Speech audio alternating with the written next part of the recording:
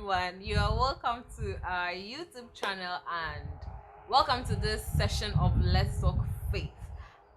Thank you for subscribing, thank you for liking, and thank you for sharing. Today we are doing something quite different from our usual. Is it quite different? Not really, but then it's going to be an interesting discussion. We are going to talk about football and Christianity. Okay, so football now and Christianity, I think it's very difficult. it's very difficult. Yes, it's football now, and Christianity is, to me, it's not a Okay, no-go okay, area so if you're before controlling. you continue, Ima, you've played football professionally before. Yeah. So you speak a little bit about being a Christian and playing football professionally. And I guess you touch about the general aspect, being a fan and then, being a Christian. So Now, being a fan, for me, I know what football has done to me deeply.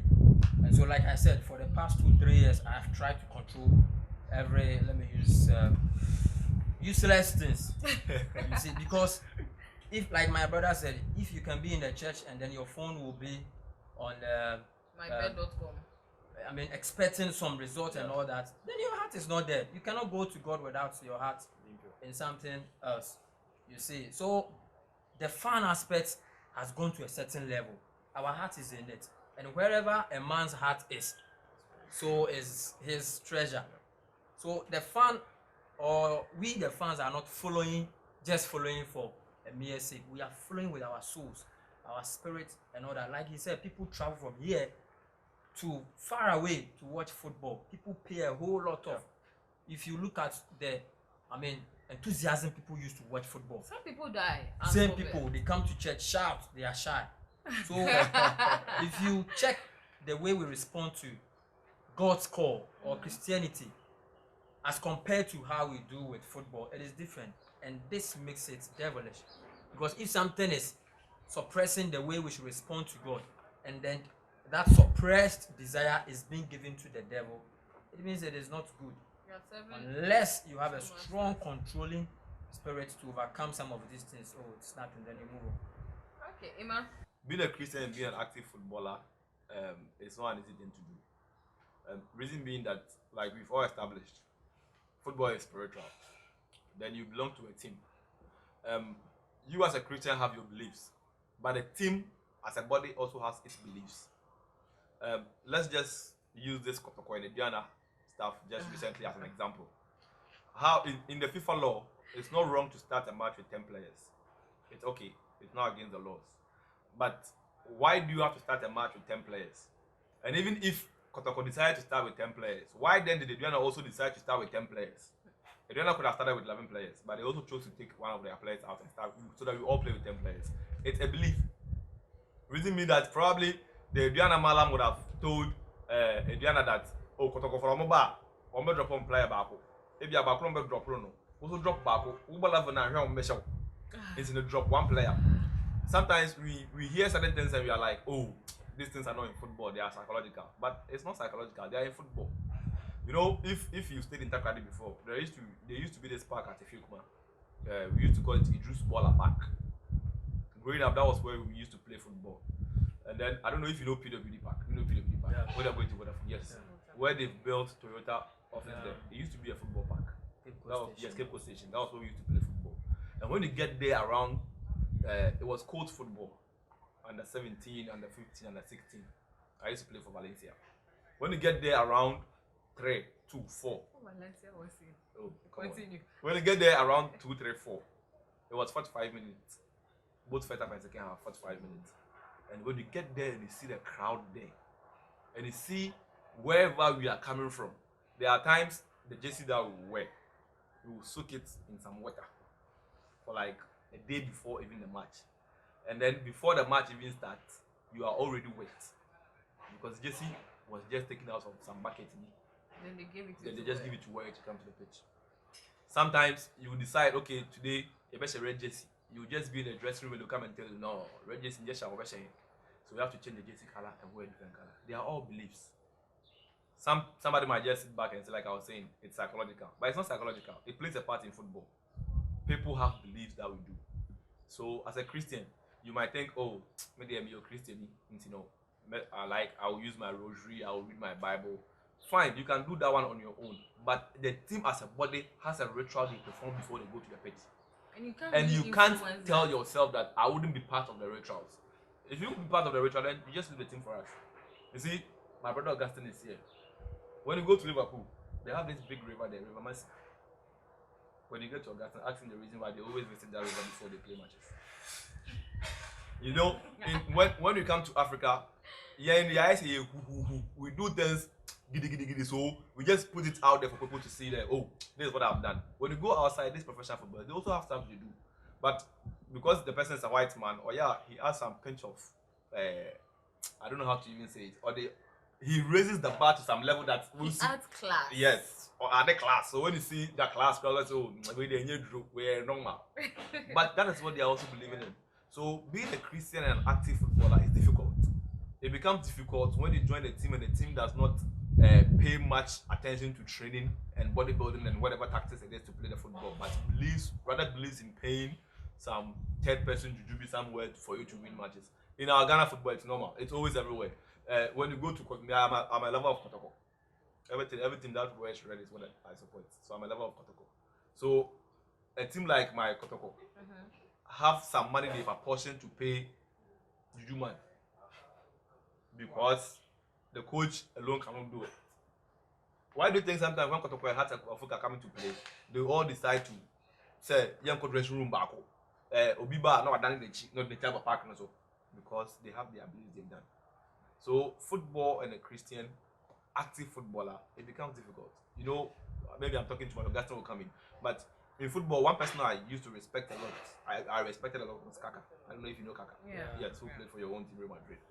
Yes, a lot of us called him Pastor, because you never see Kaka angry on the pitch. You never see Kaka do certain things on the pitch. When he scores, he just kneels down, lifts his hands towards the sky and thank God. Because that was what he was also doing. He was always doing.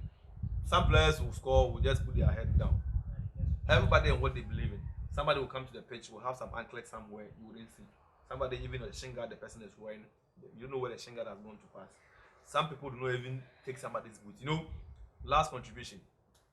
Before I stopped playing active football, there was this division 2 match that we were going to play. It was an FA Cup match against Dolphins. Have you heard of Dolphins before? They are in Takrade. So when we were going to play the match, usually you hardly see footballers wear different type of football boots on the field of play. Maybe on my right foot I'll wear Nike, on my left I'll wear Adidas, 2 different colors. So our team manager just came to the dressing room and said, "Ima, no boots never show. And she Nike can be show. I bet Adidas one, I bet Nike one." And I'm like, "Oh, money, what's up?" Them than that naughty. I scored hat-trick in that match. Oh, okay. I scored 3 goals in that match. So assuming if I had said, "Oh, nah, I'll wear my Nike now," I don't know what would have happened on the pitch. Wow. But wherever he went and wherever he was coming from, he just came to the dressing room and told me, "Do you wear Nike? Wear Adidas." You get the point I'm trying to make? Yeah. Good. So being a Christian and active footballer is difficult. Thank you. Okay. Being a Christian and being an active footballer is difficult. Being a Christian and being a die-hard fan is also difficult. You'd have to master self-control and a whole bunch of, I think self-control basically cuts it. If you don't control yourself, you'd go to the extreme and even get to a point where there is no turning back for you. Some people are of the view that, with football there is drunkenness and Girls. aggressiveness, that sort of competitiveness that is involved with it, and that is not really the way of Christians. You understand? So how can you reconcile, the drunkenness aspect? Because most often than not, the places where they stream these live matches, beer bars and that sort of things, and even after a team has won, imagine, I think when Ghana went for the World Cup or something, we scored we won one match, and the way people were jolling. The way people were having fun. It was like they didn't sleep the whole night. You understand? So how do you reconcile the idea, especially if you're a Christian and you're a fan? most people have DSTVs in their house because of football, but they don't watch it because it's not nice. So they go to places where there can be banters, Yes. there can be arguments, throwing back and forth about it with the opponents and all that. So how do you reconcile the fact that a Christian and then football with drunkenness, this aggressiveness, and sometimes I think in Tokokra Pike. Oh, Yeah. fight Yeah. on. So how do you go about such stuff? Because football has come to stay, whether we like it or not. And as Christians, we are involved with it. Because I think even every December, we organize this game for the youth and all that. So how do you go about it when you're a Christian? How do you limit yourself from being involved? And I think the other part will be the betting aspect. So who handle the betting and who handle the drunkenness and aggressiveness? You handle the betting. Okay, so I guess let's go. Let's hear The you. drunkenness and then the aggressiveness or any other evil related stuff to football. I'll go back to Paul's word on the 1 Corinthians 6:12 that all things are lawful, but not all things are beneficial. Like I said earlier, as a Christian, nobody is stopping you from watching football. Yeah. What is bad in me sitting in my living room watching a football?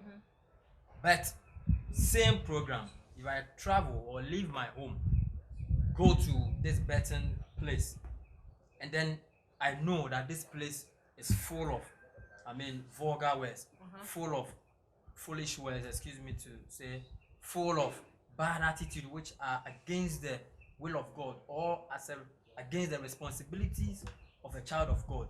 Why should you go there? Because even your Bible says that blessed is the man who does not sit in the council of. So one game, You can't miss you it. have to have, as a Christian, how do I get myself engaged to this? You should know your ways. You should know your don't. You should know where you shouldn't cross. If we generalize the whole thing that football is devil because of ABC in it, this same ABC are in so many professions. Those who work in the hotels, even mining, banking, there are a whole lot of Yeah, activities which are not godly. exactly. But in all, you have to know your limits, your ways, and then how you should go by your things.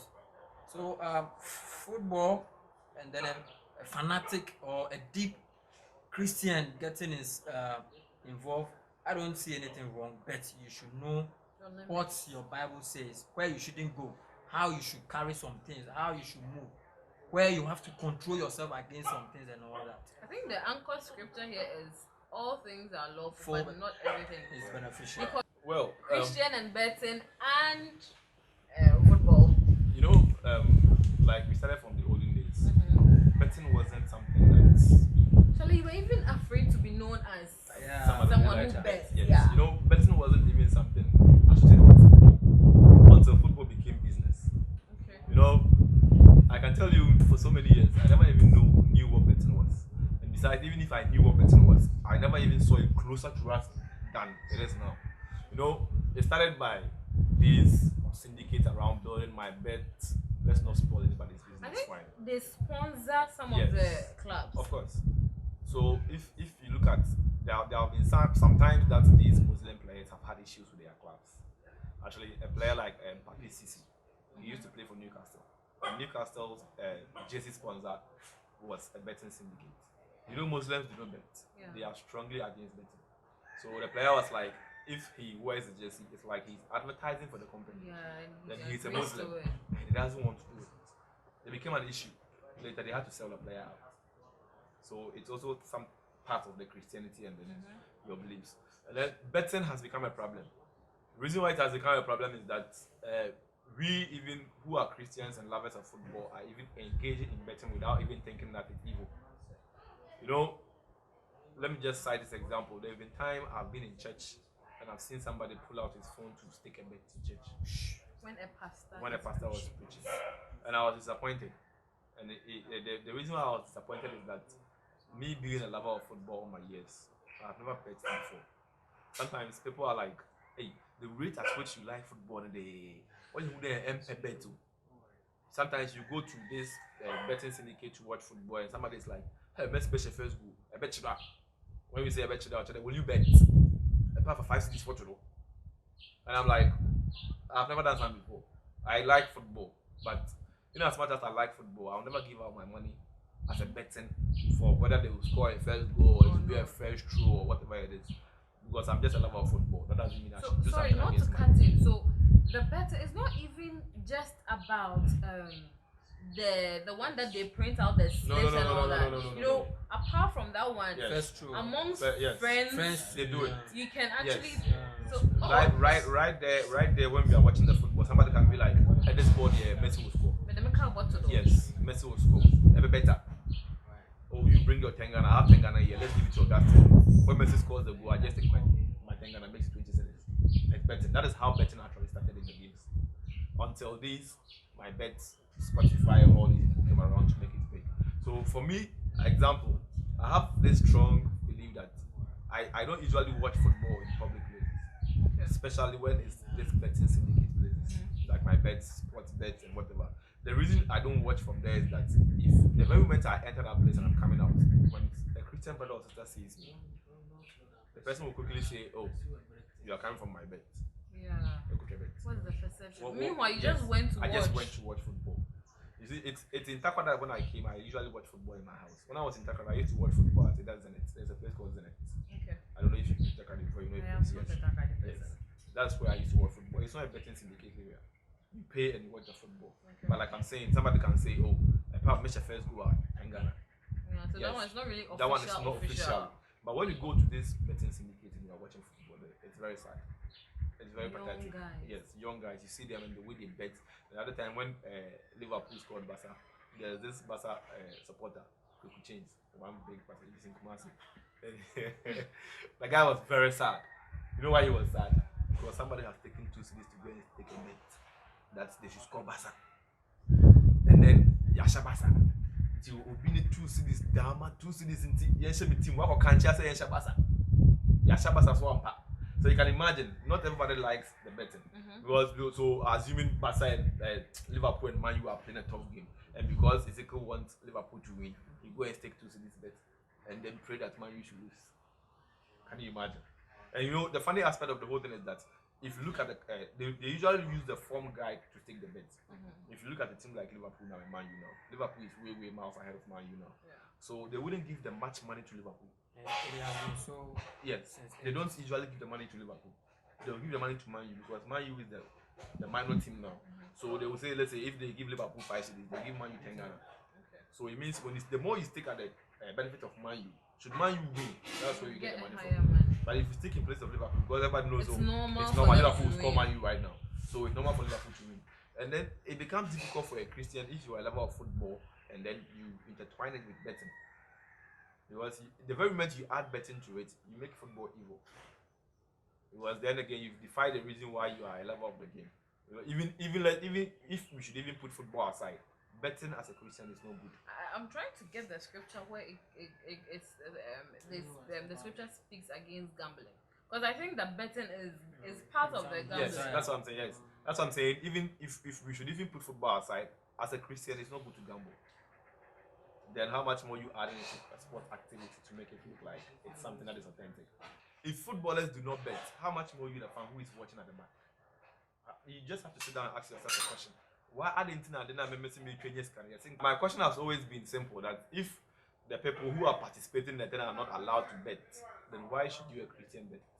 Because recently, if you know a player like Daniel Sturridge, he did not even bet. He aided a brother to bet. Who? Daniel Sturridge. Okay. He aided a brother to bet, for the brother to win the bet. Okay. So they investigated and found, and they later got to know that he gave out the scoreline to, footballers. The reason why they do not bet is that he can easily tell Jerry, okay, today I'm going to play the match. When we get the penalty, I'll score the penalty. So go and take the bet. Okay. Or I can easily tell Augustine, okay, today when we start the match, I'll easily get injured. So go and take that. Ultimately, will get injured. I'm coming. The part where people say that they sell matches. yeah. Is it true? Selling matches is not the same as betting. They sell matches, of course. So I mean, if the players know that the match will be sold, Yes. then it means that they can tell Of someone course. to go and stick. That is why bet. the players are not allowed to bet. Okay. Because when they are allowed to bet, they can easily influence the game. Because they are the participants on the pitch, Yeah. so they easily influence the game. So the understanding actually helped his brother to take a bet and win. And the money he won was not a small money. So Obviously, yes, they would of course. So investigate. they investigated it and found out that he had a part to play in the betting. Okay. So he was banned. Wow. So if the footballer who is participating on the field of play is not allowed to do such, how Why much more should you are a Christian who is a fan of that particular game? So betting and Christianity is not good. If a footballer is not allowed to bet, how much more you a Christian? We are about rounding up, but then my last question to you guys: what should a person do, especially a believer, right, who finds himself addicted? Let me use the word addicted, or addicted to football, and let's say betting, or addicted to football and its extremities. How should that person go about, overcoming that addiction? Augustine, let me start from you. Okay, before I answer this, let me add little to Yime's submission Okay. on betting. You see, the way some of us we see the devil, to me, he is not actually like that. He is not that fool. He's a smart Cunning. guy.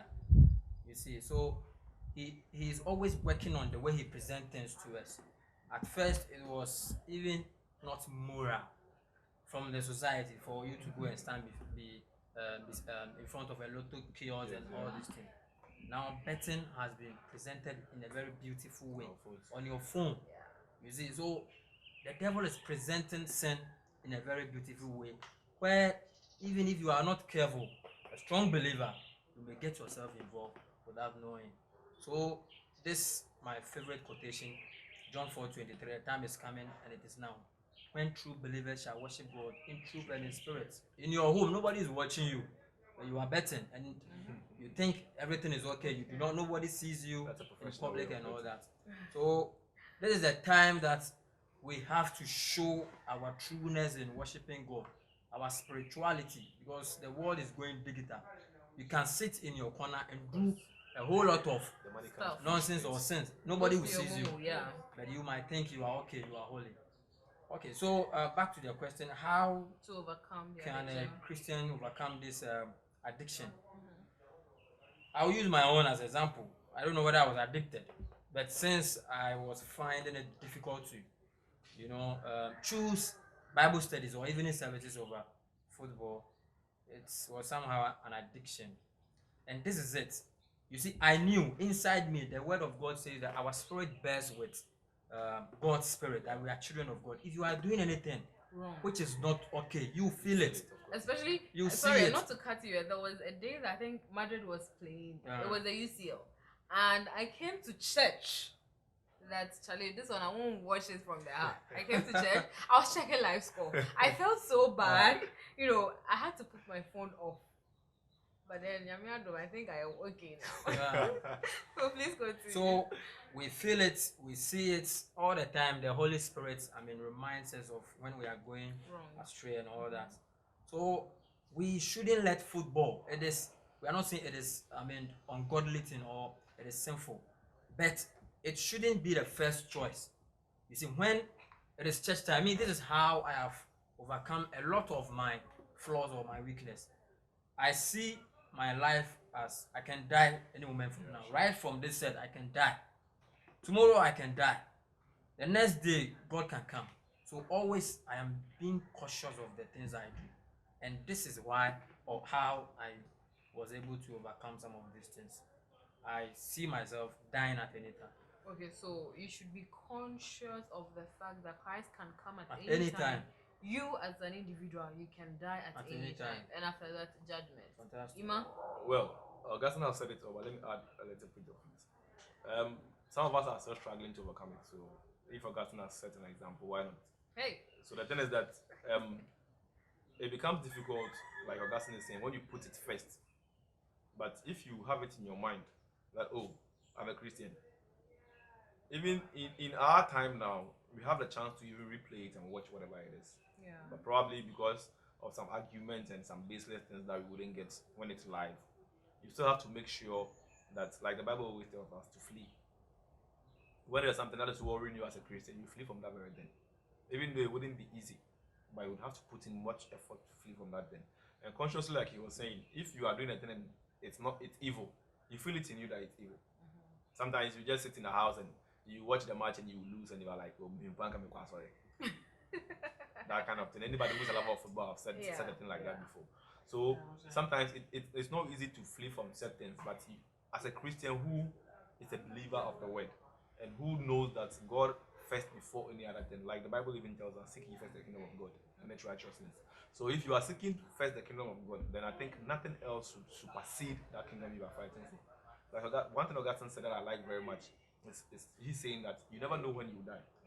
And then sometimes most of us Christians are like the kingdom of God, watch but you forget that the very moment you die, your God has come.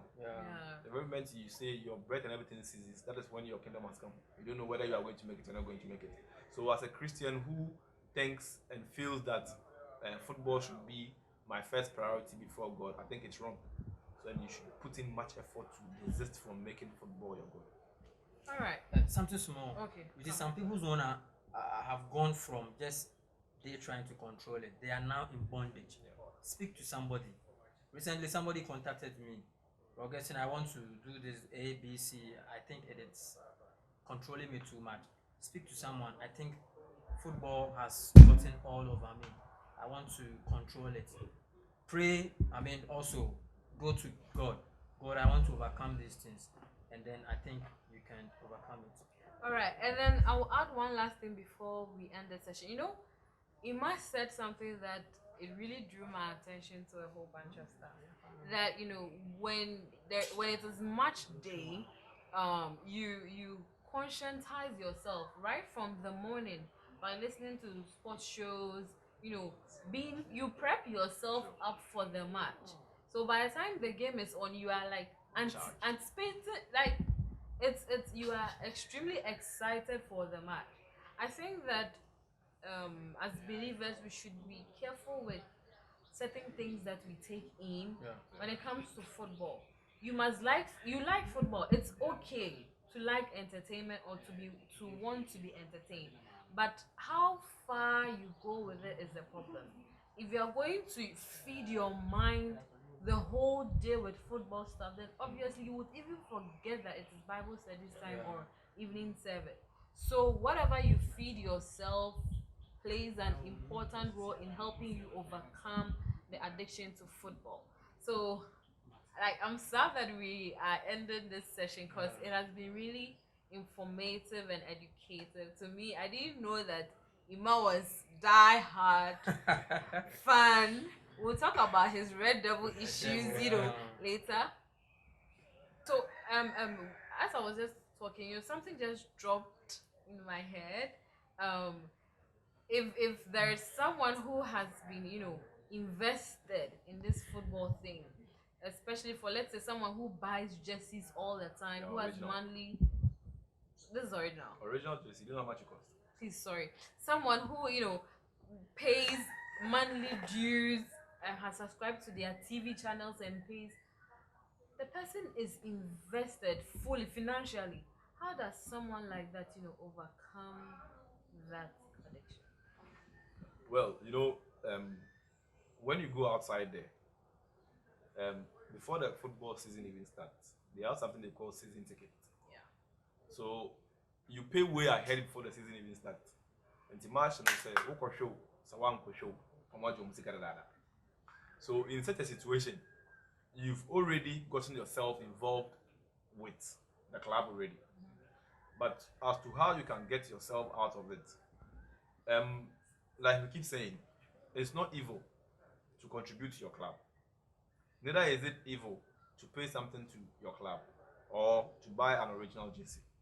But it becomes evil when you, as a Christian youth, you give out the money to your club. But when it's time to contribute in church, you say, I don't have money. It becomes evil when you pay season tickets, when you know you cannot even board a plane to go to England to watch a match, and then sit in your church and you don't pay tithe. It becomes evil. Because in as much as you are paying a tithe in your church or paying contributions in your church, it is helping to facilitate the growth of the church. But a club like Manchester United, it's a big franchise. A club that is even on the New York Stock Exchange. Then you sit in Ghana and you say you are paying 10 Ghana every monthly. How much does it even affect their system or finances? fine, you think you are a lover of the club, so you do that thing for the club to see that, oh, Osimhen or Ghana, you can do it. But also make sure, in as much as you are doing that, you pay your church contributions. When it's time to pay your tithe, make sure you pay your tithe. If you do all those things and you are doing that for Manchester United, fine, nobody has any qualms with you. But if you do it for Manchester United and you can't do it for God in church, then it's no good. Okay, sir. How does someone overcome such, an investor like that? I think I talked about the spiritual aspect. Okay. Talk to somebody. If it is beyond the physical or natural abilities, I think prayer does. And then also, you see, a certain man came to Jesus Christ that he wants salvation. Christ said he should go and sell all his properties. Now, to my understanding, salvation comes free, but inheriting the kingdom of God comes at a cost. You have to put to death some earthly nature. So Paul said, put to death everything that belongs to the earthly nature. You cannot have your monies or be investing in some other things and also have Christ at the same time. You have to lose something you love before you get Christ. This is a plain truth. We all have to, grab it. For you to get Christ, for you to hold him, if Christ has saved you, I think your major focus should be on him. Any other things, any other distractions and everything, you have to overcome it. People are losing a whole lot just to hold on to Christ. People are switching from their profession just to hold on to Christ. People are switching from a wealthy family just to hold on to Christ. How much have you invested in football? And besides, the last time I think Peter asked a similar question, what are you going to get? And Jesus, I think, answered him. So you have to, what I'm trying to say is you have to have eternity at your focus. If eternity is not your focus, some of these distractions will come. The devil will always be presenting sweet, beautiful things as an option to salvation or eternity. So to me, simply put, for you to overcome some of these things in area of investment, you just have to have eternity. Focus on Christ. Your everything should be on Christ. Else, some of these things will be distracting you. Okay, all right. So, guys, thank you for liking, thank you for sharing, thank you for subscribing.